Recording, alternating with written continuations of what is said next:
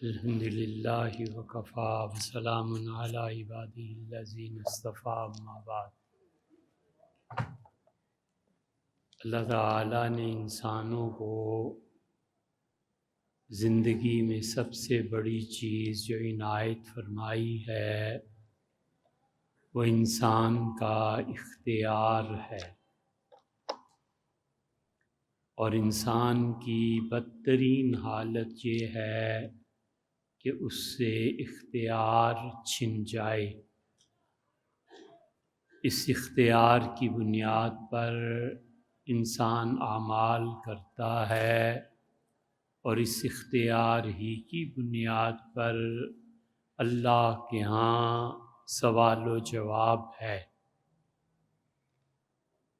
اللہ لوگوں کو یہ بتاتا ہے کہ وہ لوگوں پہ جبر نہیں کرتا، اور اللہ یہ بھی کہتا ہے کہ تم میں سے کسی کو یہ اجازت نہیں ہے کہ انسان انسانوں پر جبر کرے۔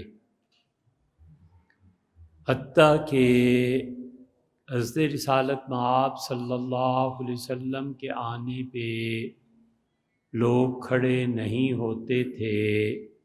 حضرت انس رضی اللہ عنہ کہتے ہیں کہ جب آپ تشریف لاتے تھے تو ہماری بڑی خواہش ہوتی تھی کہ ہم کھڑے ہو جائیں اور آپ کا استقبال کریں، لیکن ہم نہیں کھڑے ہو سکتے تھے، لما یعلمون کراہیت من ذالک، اس لیے کہ ہمیں معلوم تھا کہ آپ پر یہ حالت بہت شدید، گراں، تلخ گزرتی ہے، اور منع فرماتے تھے کہ بالکل میرے آنے پہ کوئی کھڑا نہ ہو۔ حتیٰ کہ رسول اللہ صلی اللہ علیہ وسلم نے فرمایا کہ لوگوں تمہارے منہ پہ کوئی تمہاری تعریف کرے تو اس کے منہ میں مٹی ڈال دو، مٹی سے بھر دو اس کا منہ، تاکہ وہ بول نہ سکے۔ یہ سب حالتیں اس لیے ہیں کہ انسان کا اختیار سلب ہوتا ہے، اور شریعت بتاتی ہے کہ کسی انسان کے لیے اصولاً یہ درست نہیں ہو سکتا تھا کہ وہ اپنے بچوں پر یا بیوی پر جبر کرے۔ اصولاً اسے کہنا کہ چائے لا دو، بیٹے کو کہنا کہ پانی کا ایک گلاس پلا دو، شریعت نے ان چیزوں کی اصلاً اجازت نہیں دی۔ اسی لیے یہ حدیث میں آیا کہ کان یخدم لنفسہ، حضور صلی اللہ علیہ وسلم اپنے کام خود ہی کر لیا کرتے تھے۔ ام المومنین حضرت عائشہ رضی اللہ عنہ فرماتی ہیں جب گھر تشریف لاتے تھے تو خود ہی اپنے جوتا دیکھ لیا کرتے تھے کہ کہیں کوئی پھٹن، کوئی چیز ایسی تو نہیں۔ خود ہی اپنے کپڑے دیکھ لیا کرتے تھے کہ ممکن ہے کہیں بیٹھا ہوں، کسی آدمی یا ویسے بھی کوئی کیڑا اس میں آ گیا ہو، اور رسول اللہ صلی اللہ علیہ وسلم چھوٹے موٹے کام خود ہی کر لیتے تھے۔ یہ اسی لیے ہے کہ انسانی آزادیاں برقرار رہیں، کہ ہر آدمی اپنا کام کرے۔ پھر اللہ تعالیٰ نے اس میں رخصت دی اور اجازت دی اس بات کی کہ انسان انسانوں سے کام لے سکتے ہیں، لیکن انہیں یہ نہیں سمجھنا چاہیے کہ اس کے عوض میں جو ہم پیسہ دے رہے ہیں وہ کوئی انسانی خدمت کا پیسہ ہے۔ ایک آدمی پانی کا گلاس پلا دے، پوری کائنات اگر مل جائے اسے تو شریعت اسے تسلیم نہیں کرتی۔ وہ کہتی ہے کہ 10 منٹ کے لیے جو تم نے اس کی آزادی سلب کی ہے اور وہ پانی کا گلاس اور چائے کا کپ لینے چلی گئی، تو اتنی دیر تک تمہاری نوکرانی رہی، نوکر رہا، یہ بھی جائز نہیں ہے۔ اور پھر اللہ نے بتا دیا کہ چونکہ عمومی زندگی اس کے بغیر گزر نہیں سکتی، اس لیے ہم اس کی اجازت دیتے ہیں۔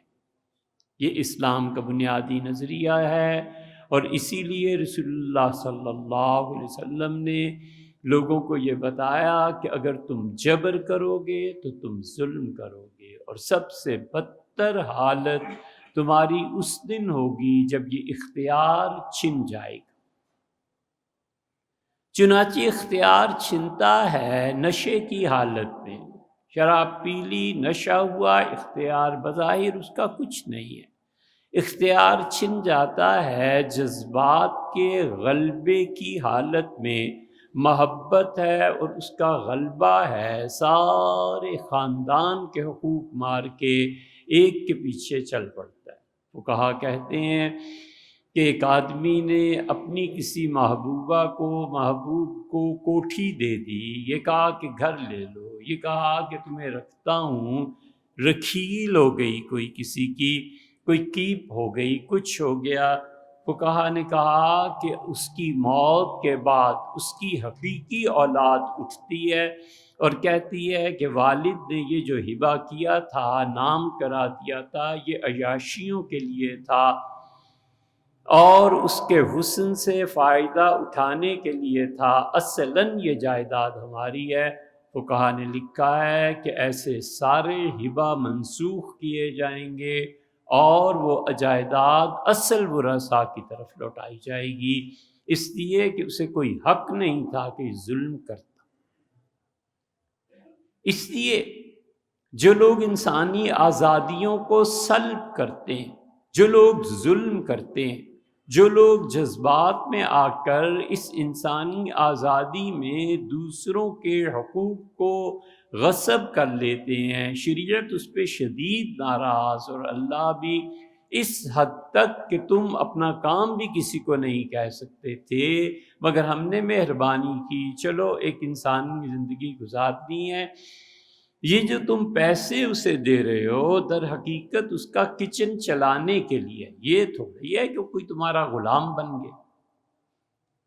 اسی لیے رسول اللہ صلی اللہ علیہ وسلم نے ادب المفرد میں امام بخاری رحمۃ اللہ علیہ اس روایت کو لائے۔ حضرت انس رضی اللہ عنہ کہتے تھے کہ رسول اللہ صلی اللہ علیہ وسلم نے ایک بچی سے کوئی کام کہا، پھر تھوڑی دیر کے بعد آپ اٹھے اور پردہ ہٹا کے دیکھا تو وہ بچوں کے ساتھ گلی میں کھیل رہی تھی۔ آپ نے اسے بلایا اور آپ نے فرمایا لأوجعنک، مجھے اگر اللہ کا خوف نہ ہوتا، خدا کے سامنے جواب دینے کا احساس، میں تمہیں اتنی شدید آج تمہاری پٹائی کرتا کہ تم یاد رکھتی، جاؤ میرا کام کر کے۔ یہ رسول اللہ صلی اللہ علیہ وسلم کا حال ہے کہ کوئی نوکر ہے تو نوکر ہے، کوئی غلام ہے تو غلام ہے۔ اس کا یہ مطلب کہاں سے آ گیا کہ انسانی آزادیوں کو سلب کیا جائے؟ اسی لیے رسول اللہ صلی اللہ علیہ وسلم نے فرمایا اللہ کی لعنت ہو جو آزاد کو غلام بنائے، اللہ کی لعنت ہو المتسلط بالجبروت، جو طاقت کے نشے میں آ کے لوگوں کو اپنا غلام بنا لے۔ اور رسول اللہ صلی اللہ علیہ وسلم نے فرمایا خدا نے لعنت بھیجی ہے اس پہ، میں بھی لعنت بھیجتا ہوں ان لوگوں پہ جو جبر کے ذریعے لوگوں کو دبا لیں اور لوگوں سے غلامی کروائیں۔ پھر رسول اللہ صلی اللہ علیہ وسلم نے ارشاد فرمایا، اور حضرت ابو سعید خدری رضی اللہ عنہ کی روایت ترمذی میں آتے ہے، وہ کہتے ہیں قام فینا خطیبا، حضور صلی اللہ علیہ وسلم کھڑے ہوئے عصر کی نماز پڑھا کے، اور ایک آپ نے طویل تقریر کی، حفظہ من حفظہ ونسیہ من نسیہ، جس نے یاد رکھا اس نے یاد رکھا، جس نے بھول گیا جو بھول گیا۔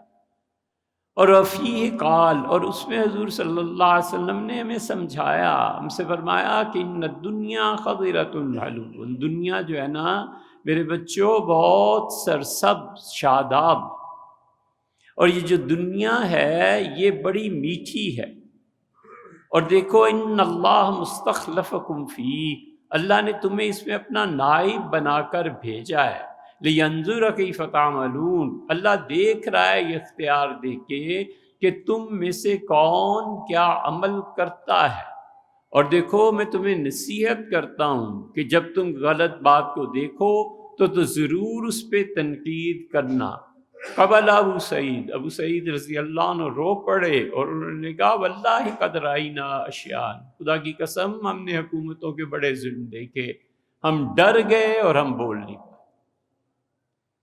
حضرت نے فرمایا تھا کہ جب تم غلط کام دیکھو تو اس پہ تنقید کرنا، وفیہ قال، اور اس میں رسول اللہ صلی اللہ علیہ وسلم نے ہم سے یہ فرمایا تھا، آپ نے فرمایا لوگوں کو دیکھنا 4 قسم کے ہو جائیں گے، ایک جنہیں جلد غصہ آتا ہے اور جلد ٹھنڈے ہو جاتے ہیں، دیر سے غصہ آتا ہے دیر سے ٹھنڈے ہوتے ہیں، جلد غصہ آتا ہے اور دیر سے ٹھنڈا ہوتا ہے، اور دیر سے غصہ آتا ہے اور جلد ٹھنڈے ہو جاتے ہیں۔ آپ نے فرمایا یہ دو کے مقابلے میں، اسی لیے دوسری جگہ آیا ہے، حضور صلی اللہ علیہ وسلم نے فرمایا اپنے غصے کو قابو میں رکھنا، اور پھر نبی کریم صلی اللہ علیہ وسلم نے یہ جو قوت غضبیہ ہے اس کو کنٹرول کرنے کا حکم۔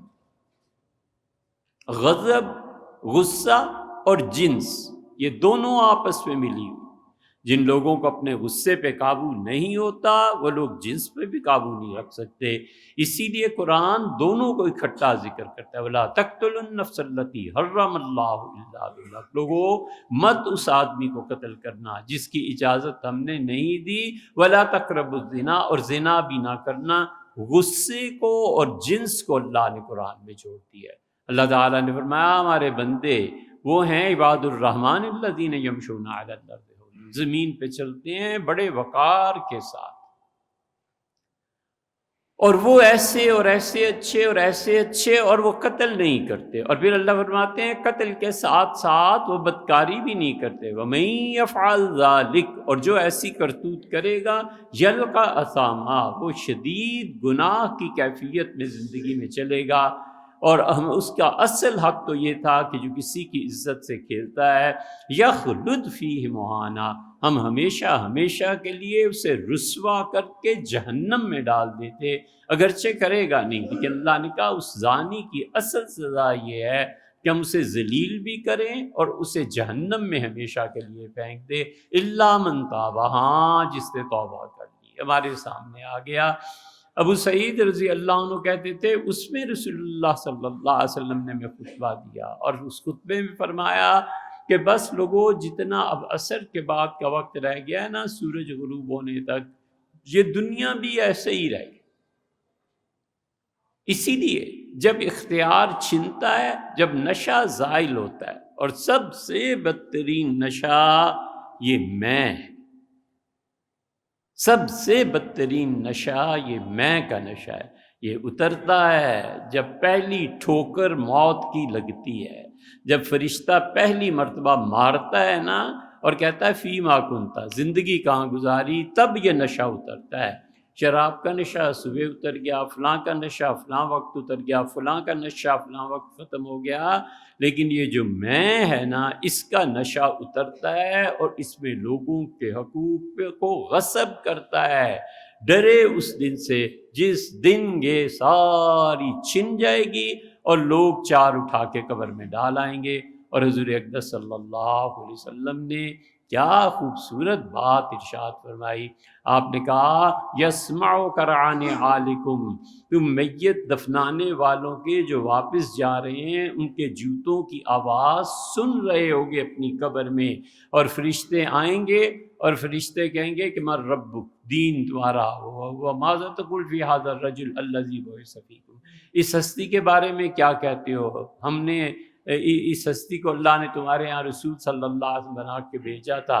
پھر چوتھا سوال ہوگا کہ دجال کے بارے میں کیا کہتے ہو، اور پھر 5واں سوال جو ہے نا، یا یقین مانو اگر اس کا جواب ہے تو جمعے کے بعد گھر جانے کے بجائے قبرستان چلے جائے، کوئی پتہ نہیں کب کیا ہو جائے۔ 5واں سوال وہ کریں اور کہیں گے فیما کنتا، زندگی کہاں گزاری، آ جاؤ اب بولے زندگی کہاں گزاری، یہ سوال 2 مرتبہ ہوگا۔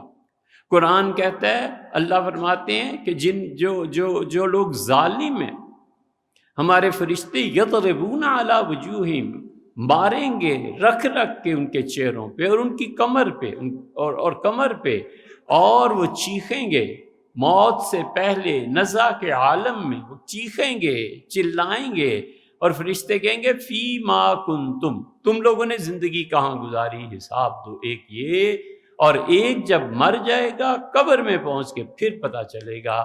یہ اختیار چھننے کے بعد یہ وہ ابتدائی سوال و جواب ہیں جو حضور اقدس صلی اللہ علیہ وسلم نے بتائے۔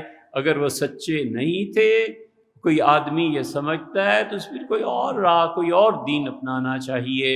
انہوں نے کہا قبر میں تم آواز ابھی سن رہے ہوگے اور فرشتے بٹھا دیں گے اور کہیں گے فی ما کنتا، یہ بتاؤ زندگی کیا گزاری۔ اور پھر رسول اللہ صلی اللہ علیہ وسلم نے، ابو داؤد میں آتا ہے، آپ نے فرمایا، وہ کہے گا ہا ہا لا ادری، ہائے ہائے مجھے تو کچھ پتہ نہیں زندگی کہاں گزری، مجھے تو کچھ پتہ نہیں۔ وہ کہیں گے ابھی تم نے کہا اللہ، اس نے کہا لوگ کہتے تھے اللہ لا الہ الا اللہ، میں بھی پڑھتا تھا، مجھے کیا پتہ ہے۔ وہ کہیں گے لوگ، حضور صلی اللہ علیہ وسلم تصدیق، وہ منافق کہے گا لوگ کہتے تھے، میں نے بھی کہہ دیا۔ اور رسول اللہ صلی اللہ علیہ وسلم فرمایا پہلی مرتبہ فرشتہ جب گرز مارے گا اس کے سر پہ تو زمین میں اتنا دھس جائے گا کہ نیچے سے تیل نکل آئے۔ فرشتے پھر اٹھا کر بٹھا دیں گے اور پھر کہیں گے فیما کنتا، صاحب زندگی کہاں گزاری؟ زندگی گزاری ظلم کرنے میں، زندگی گزاری اپنی اولاد پر ظلم کرنے میں، زندگی گزاری اپنے نفس پر ظلم کرنے میں۔ شیطان سے گناہ ہوا اور اکڑ گیا، اس کا اصل جرم کبر تھا، اپنے آپ کو کچھ سمجھنا تھا، میں مبتلا تھا۔ حلاج نے اللہ کی معرفت کی بات کی اور سب کو بھول گیا، اور فرعون جیسے لوگوں نے اپنی میں کی بات کی اور اس کے بعد اللہ کو بھول گیا۔ یہ ہے سزا۔ فرشتے اس لیے سزا دیں گے، اس لیے جتنے گناہ کبر سے تعلق رکھتے ہیں ان کا جا کر حصہ شیطان کے ساتھ مل جاتا، اور جتنے گناہ شہوات، سیکشل ڈیزائرز، ان چیزوں سے ہیں، یہ آدمی اپنے آپ پہ ظلم کرتا ہے۔ اسی لیے شیطان نے کہا کہ میں چاہتا ہوں قیامت تک آپ مجھے زندگی دے دیں۔ اللہ نے فرمایا کہ چل قیامت تک تجھے دے دیتے ہیں۔ اس نے کہا لَأُغْوِيَنَّكَ، میں تیری ساری مخلوق کو برباد کر کے نہ رکھ دوں، میں سب کو گمراہ کروں گا۔ کبر تھا نا، میں تھی۔ حضرت آدم علیہ السلام، ان سے جو بھی بات ہوئی اس کا تعلق بھی ایک عورت اور یہ وہ تھا۔ اللہ نے کہا یہ کیا؟ تو عرض کیا ہے پروردگار ظلمنا انفسنا، اللہ میں نے اپنی جان کے ساتھ ناانصافی کر دی، اللہ معاف فرما دے۔ وہ نیکی جو کبر پیدا کرے اس سے وہ گناہ اچھا جو انسان میں عاجزی لے آئے۔ اس لیے چھوڑ دینا چاہیے اس ظلم کو، چھوڑ دینا چاہیے اس میں کو، چھوڑ دینا چاہیے اس کرتوت کو کہ میری وجہ سے بچوں کو رزق ملتا ہے، میری وجہ سے بہنوں کو، میری وجہ سے فلاں۔ تم ہو کیا؟ تمہاری اوقات کیا ہے کہ تمہاری وجہ سے خدا دے؟ خدا کس کی وجہ سے دیتا ہے؟ حضور اقدس صلی اللہ علیہ وسلم ترزقون بضعفائکم، تم میں جو غریب لوگ ہوتے ہیں نا، اللہ نے کہا میں ان غریبوں کی وجہ سے لوگوں پہ ترس کھا جاتا۔ اور اللہ نے فرمایا تنصرون علی اعدائکم، اور لوگوں پہ جو کمزور ہوتے ہیں نا، جو نہیں کما سکتے، میں اس کی وجہ سے باقیوں پہ مہربانی کرتا ہوں۔ بیویاں نہیں کما سکتی، بہنیں نہیں کما سکتی، ماں نہیں کما سکتی، کتنے ہیں جو گھر میں نہیں کما سکتے، خدا نے کہا ان کی وجہ سے میں تمہیں بھی دے رہا ہوں۔ حضور اقدس صلی اللہ علیہ وسلم کی خدمت میں حاضر ہوا، ترمذی میں آتا ہے، اور کہا اللہ کے رسول میرے اس بھائی کو کچھ سکھائیں، سارا وقت آپ کے پاس بیٹھا رہتا ہے، کام وام کرتا نہیں ہے، اور سارے گھر کا خرچ مجھ پہ ہے۔ حضور صلی اللہ علیہ وسلم خاموش ہو گئے، تھوڑی دیر کے بعد فرمایا کہ لعلک ترزق بھی، تجھے خبر نہیں ہے اللہ اس کے صدقے تجھے بھی دیتا ہے۔ یہ ہے میں کر، تم کیا ہو یار؟ کچھ نہیں۔ اللہ اوروں کی وجہ سے تمہیں دیتا ہے۔ حضور صلی اللہ علیہ وسلم بدر پہ تشریف لے جا رہے تھے اور مدینہ منورہ میں غریب لوگوں کے گھر گئے، فرمایا دعا مانگنا، اللہ تعالیٰ مجھے کامیابی دے۔ یہ ان کی دعائیں ہیں۔ اس لیے یہ کبر یہ لے ڈوبتا ہے انسان کو اور ظلم پہ لے آتا ہے، ظلم کرتا ہے، اپنے بیٹے کو دیتا ہے اور اپنی بیٹی کو محروم رکھتا ہے، وراثت میں نہیں، خود اس زندگی میں وراثت تو آئے گی نا۔ بیٹے کے لیے، اس کی اولاد کے لیے 10,000 کا سامان آ رہا ہے اور بیٹی اس کے لیے کچھ بھی نہیں۔ اس لیے رسول اللہ صلی اللہ علیہ وسلم نے ایک معاملے میں گواہ بننے سے انکار کر دیا۔ حضرت ابو رافع رضی اللہ عنہ کہتے تھے میری بیوی نے مجھ سے کہا کہ آپ تو روز جہاد پہ گئے ہوئے ہوتے ہیں، شہید ہو گئے تو اس میری اولاد کا تمہاری کا کیا بنے گا؟ انہوں نے کہا کیا چاہتی ہو؟ اس نے کہا کہ آپ بات کریں زمین کی، اور جو زمین ہم لوگوں کے حصے میں آتی ہے ہمیں دلا دیں۔ انہوں نے اپنے والد جس سے بھی بات کی، طے ہو گیا، اور آئے اور کہا یہ زمین کا ٹکڑا میرا ہے اور میرے بچوں کا، تمہارا، تم سب لوگوں کا ہے۔ اس نے کہا کہ اس پہ گواہ بنا دیں۔ ابو رافع رضی اللہ عنہ کا کون گواہ ہو اس کا؟ اس نے کہا حضور صلی اللہ علیہ وسلم کی گواہی دلوائیں۔ سارے خطرے ہی مٹ گئے۔ کہتے ہیں میں مسجد نبوی میں لے کے اپنے بیٹے اور بیٹی کو داخل ہوا اور میں نے انٹینشنلی، غیر ارادی طور پہ بیٹے کو ران پہ بٹھا لیا، بیٹی کو زمین پہ۔ تو حضور صلی اللہ علیہ وسلم دیکھ رہے تھے، فرمایا دونوں بچوں کو 2 رانوں پہ بٹھا یا دونوں کو زمین پہ بٹھا دے، یہ ناانصافی نہ کر۔ یہ عدل ہے، یہ انصاف ہے۔ اسی لیے رسول اللہ صلی اللہ علیہ وسلم فرماتے ہیں کہ 100 میں سے 66 قاضی جج جہنمی ہیں اور 33 جنتی۔ یہ معیار ہے۔ کہتے ہیں میں نے اس کو نیچے بٹھا دیا، بیٹے کو بھی۔ پھر حضور صلی اللہ علیہ وسلم پوچھا کہ کیا مسئلہ ہے؟ میں نے کہا اللہ کے رسول اس طرح زمین کا۔ تو آپ نے فرمایا کہ یہ جو زمین دے رہے ہو زندگی میں ہی بیٹے اور بیٹی کو برابر کا حصہ دے رہے ہو؟ انہوں نے کہا نہیں اللہ کے رسول۔ تو آپ نے فرمایا چلو، لا اشہد علی الظلم، میں کبھی بھی ظلم پہ گواہ نہیں بنوں۔ اس لیے آدمی اپنی زندگی میں 3 صورتیں ہوتی ہیں، 1/3 وراثت کا اس کا اپنا حصہ ہے، جس کو چاہے دے، اور موت کے بعد اس کی جائیداد تقسیم ہوئی، ایک صورت ہے۔ دوسری صورت یہ ہے کہ وہ ڈرتا ہے کہ میرے بعد بچے کی آپس میں لڑ نہ پڑیں، عدالتوں کا نظام ٹھیک نہیں ہے، میری اولاد عدالت میں نہ چلی جائے۔ زندگی میں ہی جب اسے احساس ہوتا ہے کہ کسی بھی وقت جا سکتا ہوں، تو لکھ دیتا ہے کہ میری جائیداد ساری اتنی شریعت کے مطابق تقسیم کی جائے۔ بالکل ٹھیک ہے، 33% حصہ وہ اپنے پاس رکھ دے، اپنی اولاد کو دے دے، کسی ادارے کو دے دے، جو مرضی کرے، اللہ نے اس کو دیا ہے۔ حضرت سعد رضی اللہ عنہ نے یہ چاہا تھا کہ اپنا پورا مال شریعت اسلام کو دے۔ حضور صلی اللہ علیہ وسلم مکہ مکرمہ فجر پڑھانے کے لیے حرم میں تشریف لے جا رہے تھے، تو آپ نے دیکھا ایک خیمے سے خون بہہ رہا ہے۔ پوچھا یہ کس کا خیمہ ہے؟ تو کہا سعد کا۔ نماز پڑھا کے تشریف لائے اور لوگوں نے عرض کیا کہ اللہ کے رسول، سعد کو ایک پرانا زخم فلاں جنگ میں لگ گیا تھا، وہ پھر سے اس پہ وہ نوبہار ہو گیا ہے، پھوٹ پڑا ہے۔ تو حضور صلی اللہ علیہ وسلم، سعد کیسی طبیعت؟ ان کا اللہ کے رسول ایسے ہے، اور آپ جانتے ہیں کہ میری کوئی ایسا ہے نہیں، ایک بیٹی ہے، یہ سارا میرا مال آپ اللہ کے دین پہ خرچ کریں۔ آپ نے کہا نہیں سعد ایسے نہیں کرتے۔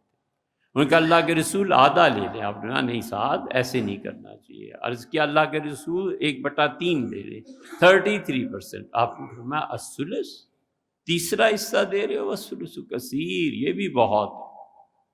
اور فرمایا سعد اپنی اولاد کو کھاتا پیتا دنیا میں چھوڑ کے جاؤ، یہ زیادہ بہتر ہے بجائے اس کے کہ تم ایسی اولاد چھوڑو جو لوگوں سے بھیک مانگتی پھر۔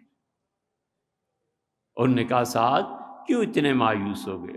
تمہیں نہیں پتا تمہارے ذریعے اللہ ایک بہت بڑی طاقت کو مٹا دے گا، ایران کا فرمایا، اور تمہارے ذریعے مسلمانوں کو بہت ترقی ملے گی، اور ساتھ اللہ بھی تمہیں بیٹا بھی دے گا۔ ہوا وہی جو رسول اللہ صلی اللہ علیہ وسلم تھا، انہیں جو کہا تھا نا وَالثُّلُثُ کثیر، اور 1/3 یہ بھی بہت چیز ہے۔ اس حدیث کی بنیاد پر آدمی کو اختیار رکھے 1/3۔ دوسرا اور تیسری صورت یہ ہے کہ اپنی زندگی میں جیتے جاگتے روزمرہ جو کچھ بھی ہے اس میں بیٹی اور بیٹی کے درمیان تفریق کرے۔ صرف اتنا اختیار شریعت نے دیا ہے کہ 19-20 کر، بیٹے کو 19 دے دیا، بیٹی کو 20 دے دیا کہ بیٹی آپ کا شوہر کما نہیں سکتا، یا بیٹی تمہاری اولاد زیادہ ہے، یا بیٹے کو 20 دے دیا، بیٹی کو 19 دے دیا کہ بھئی میں آخر یہاں رہتا ہوں، میرا گھر ہے، میرا خرچہ ہے، میرا بیٹا برداشت کرتا ہے، چلو تھوڑا سا اس کا بڑھا دیتے ہیں۔ 19-20 سے زیادہ شریعت فرق نہیں کرتی، وہ کہتی ہے بیٹا اور بیٹی ایک۔ ظلم ہے، اس کو ختم ہونا چاہیے۔ انسان کے مال میں ظلم ہے، انسان کے سیکشل ڈیزائرز میں کہ وہ کیا کرتا ہے، اس کا کیا حل اختیار کرتا ہے۔ اسی طرح ظلم ہے ان لوگوں کا جو بڑے عہدوں پہ چلے جاتے ہیں اور اپنے عہدوں کا غلط استعمال کرتے ہیں۔ حضور صلی اللہ علیہ وسلم فرمایا نعمت الرضیہ، کیا ہی یہ اچھے بڑے عہدے، کیا ہی اچھی دودھ پلانے والی ماں ہے، ویست المرء، اور کتنی بری لگتی ہے یہ ماں جس دن یہ دودھ چھڑاتی، جس دن اپنے عہدے سے نکلنا پڑتا ہے، دستبردار یا ریٹائرمنٹ یا کچھ بھی، پھر اسے سارے ڈپارٹمنٹ کی خرابیاں یاد آتی ہیں، اور جب تک اختیار تھا سب سے اچھا ڈپارٹمنٹ یہی تھا۔ یہ کیا ہے؟ اس لیے رسول اللہ صلی اللہ علیہ وسلم نے منع کیا مت ظلم کرو، اور یہ بھی فرمایا کہ ظلمات، قیامت کے دن یہ اندھیرے بن جائیں گے تمہارے لیے۔ فرمایا قبر اندھیری ہو جائے گی۔ یہ آدمی سوچے کہ میں اپنے گھر کی سطح پہ کیا ظلم کر رہا ہوں۔ کیا حضور صلی اللہ علیہ وسلم نے نہیں فرمایا؟ آپ نے کہا بدترین شوہر میں تمہیں بتاؤں، دنیا میں سب سے زیادہ برے لوگ، عرض کیا گیا ارشاد ہو تو آپ نے فرمایا دن کو گدھوں کی طرح اسے مارتے ہیں اور رات کو پھر اسی کو منہ دکھاتے ہیں۔ یہ ظلم نہیں ہے؟ اور یہی ظلم جب حکمرانوں تک پہنچتا ہے تو حکمران سب سے بڑا ظلم یہ کرتے ہیں کہ نظام تعلیم کوئی نہیں ہوتا۔ اس سے بدتر ظلم انگریز بھی نہیں کر سکا، اس سے بدتر ظلم کوئی نہیں کر سکا۔ آپ جانتے ہیں پہلی 5 آیات جہاں سے وحی شروع ہوئی ہے، 5 میں سے 3 آیتیں اللہ نے کہا اقرأ بسم ربک الذی خلق۔ یہ نہیں کہا نماز پڑھو، یہ نہیں کہا عقیدہ یہ ہونا چاہیے، فرمایا پڑھو۔ پھر فرمایا اقرأ وربک الاکرم، پڑھ، تیرا پروردگار بہت عزت والا ہے۔ علم بالقلم، ہم نے قلم کے ذریعے انسان کو علم دیا ہے۔ دوسری جگہ کہتا ہے نون والقلم، ہمیں قسم ہے اس پین کی، اس قسم کی، وما یسرون، اور جو تم لکھتے ہو نا، ہمیں قسم ہے اس تحریر کی، یہ اتنی بڑی چیز۔ تیسری جگہ کہتا ہے فلیکتب، اور تمہیں چاہیے کہ تم لکھو لوگوں کے لیے، اپنے لیے، کما علمہ اللہ، جیسے اللہ نے تمہیں تعلیم دی ہے۔ اللہ نے تعلیم دی لکھنے کو اپنی طرف کر دی کہ میں نے سکھایا۔ قرآن کی باری آئی تو اللہ نے اپنی طرف کے، ہم نے نازل کیا قرآن کی سند، آپ نے اپنے استاد سے پڑھا، اس نے اور پھر حضور صلی اللہ علیہ وسلم، اور پھر جبریل، اور پھر اللہ۔ اس کی سند قرآن کی اللہ تک پہنچتی ہے، فتوے کی سند اللہ تک پہنچتی ہے۔ اللہ نے کہا قل اللہ یفتیکم، انہیں کہ یہ اللہ اس بات میں فتویٰ دیتا ہے۔ ایک آدمی، پھر دوسرا مفتی، تیسرا 10,000، پھر آخر پہ پہنچ کے یستفتونک، اے نبی صلی اللہ علیہ وسلم آپ سے یہ سوال کرتے ہیں قل اللہ یفتیکم، کہ یہ میں اللہ فتویٰ دیتا ہوں۔ مفتی کی سند اللہ تک پہنچتی ہے اگر اسے خدا کا خوف ہو، اور خدا کا خوف نہ ہو، اور حکمرانوں پر جبر کے بغیر یا جبر کے ساتھ، اس طرح کہ جب تک اسے اپنی زندگی کا خطرہ نہ ہو جائے، جب تک کہ جبر کرنے والے یہ نہ کہہ دیں کہ تمہارے گھر میں بھی عورتیں ہیں۔